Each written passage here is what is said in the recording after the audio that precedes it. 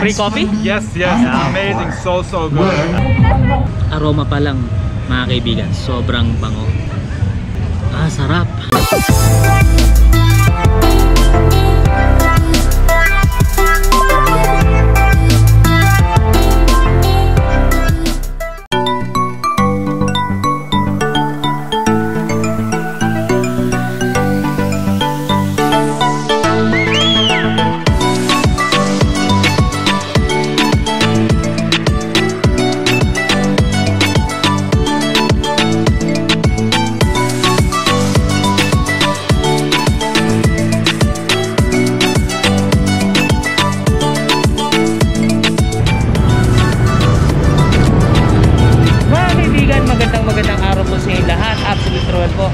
Nandito po tayo sa Lungsod ng Maynila. Ang nakikita niyo po sa aking likuran, yan po ang Kartilya ng Katipunan. Sobrang upgraded. Nako, napakaganda na po ng monumento po ng ating Supremo na si Gat Andres Bonifacio. Mga kaibigan, nandito po tayo sa Kartilya ng Katipunan at meron po tayong pupuntang event. Ito po yung Kapit Luntian.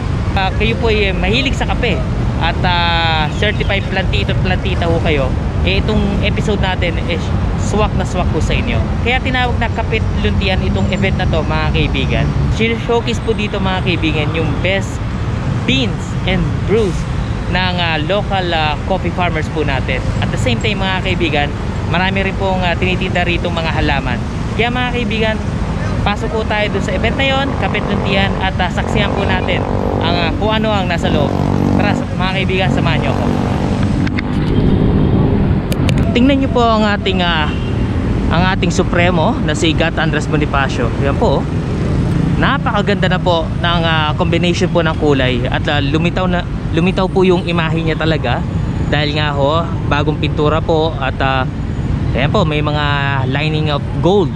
Yan po, yung mga bandera po natin ng Katipunan at saka po yung bandera po ng Pilipinas. Yan po, litaw na po. Tara mga kaibigan, puntahan natin ang Kapit Luntian dito po sa Kartilya ng Katipunan. Okay mga kaibigan, nandito na tayo sa harapan ng Kapit Luntian. Yan po yung pinaka-entrance sa likod lang ng Kapitolyo. So bago kayo pumasok po dito sa ating Kapit Luntian na event, dito po kayo magpapa-register, write your name. At ito, dito mag-fill out lang po kayo ng health declaration form. Kukunan po kayo ng body temperature at make sure mga kaibigan, always wear mask, face shield, kailangan po yan bago po pumasok po dito po sa ating Kapit Luntian.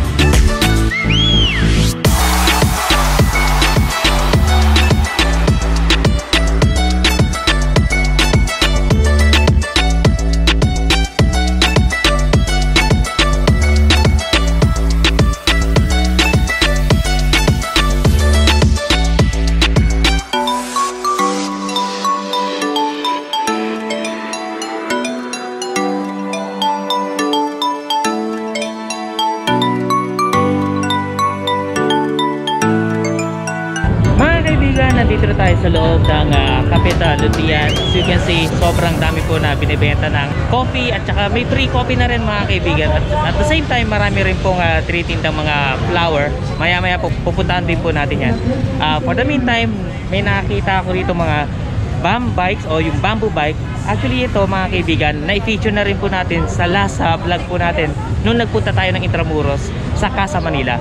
Kaya mga kaibigan, ito po yung selection mga bikes po nila rito. At nandito rin po yung number 1 na foreign vloggers po natin, si Mike and Nelly. Ayan po mga kaibigan, ayan po si Mike, ayan po si Nelly. At ayan, nag-vlog na rin po sila.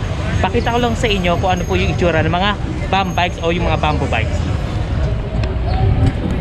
So yan po mga kaibigan, yan po yung mga bamboo bikes. So, ito po located po ito sa Intramuros sa may Casa Manila. Yan po, at the same time may mga apparel din po silang mga binibenta rin dito.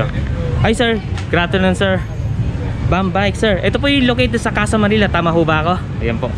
So ito sir, mga binibenta mga apparel sir, no? Sir, ito sir, pwedeng hiramin or may binibenta? Okay, mga kaibigan, ito mga binibenta ho nila, mga locally made na mga bamboo bike. So tingnan nyo naman, gaganda, di ba? Support local, ganda. Tingnan nyo naman po yung frame, detalyado po yung frame po nila. So ito, yan po yung mga code nila, 26ers. Yan po. Ito, ang ganda rin ng frame nito mga kaibigan, no?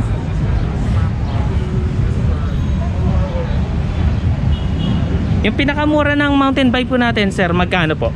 cheapest MTB sir, nasa 55,000. Nasa 55,000. Yung touring setup po yun. Ah, okay. Depende po kasi sa group set na ilalagay. Ah, okay. Oh, depende. Oh. Pag Ayun. frame lang, 35,000. 35,000. Ayun po. Mga kaibigan, oh, sir, baka pwede nyo i-promote si Bam Bike sa Casa Manila, sir. Yun. So, sa ngayon, close pa yung shop namin sa Oo nga. Intramuros, no? Kasi bawal pa po yung leisure activities. Pero yung current shop namin, located po sa Makati, sa may San Antonio Village. And San Antonio. kung gusto nyo i-check out yung bikes namin, mga models and prices, makikita nyo siya sa bambike.com/shop. Yan, ilalagay natin yan sa description, pati sa screen. Yes. Yes, also please visit us on Facebook. Just type Bambike. Ayan. Feel free to message us. Maraming pasalamat, sir. Ano po pangalan po nila? Russell po. Sir Russell ng Bam Bike. Yan po. Support local, support Pinoy locally made bikes. Sir, maraming salamat, Sir Russell. Thank you. Ayan, mga kaibigan, support natin local products po natin. Ayan po, mayroon pang pambata pa, oh. Bam Bikes. Di ba ang cute? Cute.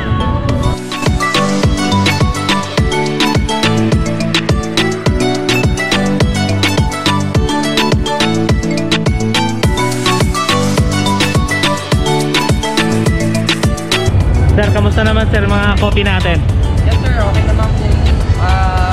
Iba-iba, sir, mga Sierra Madre. From Sierra Madre, from Batangas, may Sultan Kudarat po. Lipa Batangas, no? Lipa Batangas, mga kaibigan, tsaka Sultan Kudarat. Ayan po.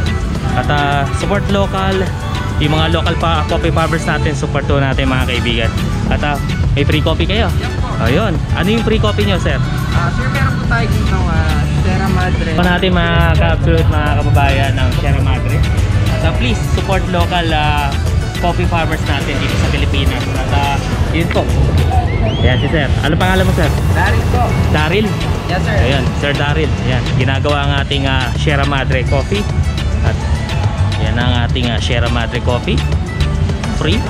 But maraming salamat, Kuya Daryl. Okay, mga kaibigan, dito at sobrang ganda po ng pwesto natin dito at maraming upuan, maaliwalas at malamig po yung simoy ng hangin ho dito sa Cartilla na Katipunan, dito po sa Bonifacio Park. At subukan natin tong Sierra Madre Coffee na ginawa ho ni Kuya Daryl. Kaya tara, mga kaibigan. Sarap. At supportahan po natin ang mga local coffee farmers. Hi Mike, how's the Kapit Luntian here in Manila? Oh, awesome. Awesome. Did you try all the free coffee? Yes, amazing. So good. I saw you ride the bike, the bamboo bike. Yeah, it's a lot of fun. Yeah. Bamboo bike is located in Casa Manila, in Intramuros. Yeah, we actually did a tour once in Intramuros with Bam Bike. Nice to see you again. Nice to see you. Mike, Miss Nelly, always take care. Take care. Ayan, ate. Ako yung nagbabalik. Ayan, mga kaibigan, kaya po ako bumalik dito sa pwesto ni ate. Ate, ano pangalan mo? Christine. Ate Christine? Ayan, Ate Christine. Ito, mga binibenta ni Ate Christine, yung mga brood, mga coffee broods. Yan po. Ano to, te? Suka? Wine. Mga wine na to. Ayan. Tsaka ito, kaya pala ako bumalik dito sa pwesto ni ate dahil bibiling ko to. Itong chili paste. Mga kaibigan, sa... Yan po, hindi nyo na itatanong, mahilig po tayo sa maanghang. Ito, chili paste. Kailangan po natin yan. Dahil mahilig po tayo kumain ng mga dumpling, siomai. Yan po. Ito mga kaibigan, itong chili paste na to is worth 100 pesos, di ba? Ayan. Okay, bago natin bilhin. Sige ate, bilhin ko na yan, 100. At ito, Kalinga Brew. Kalinga Brew. Yan. Ito ate, magkano itong ganito? 200. 200 ganitong pa. Kalahating kilo siya. How many kilos? Kalahati. Kalahati. Yan. 200. Pati ito, 200. Yan. 200. Yan. Ito, Onboy Rice. 100 pesos po ito. Yan. Oh, baka magkalimutan natin. 100 pesos. Yan. Bayaran ko na si ate. Maraming salamat Ate Christy.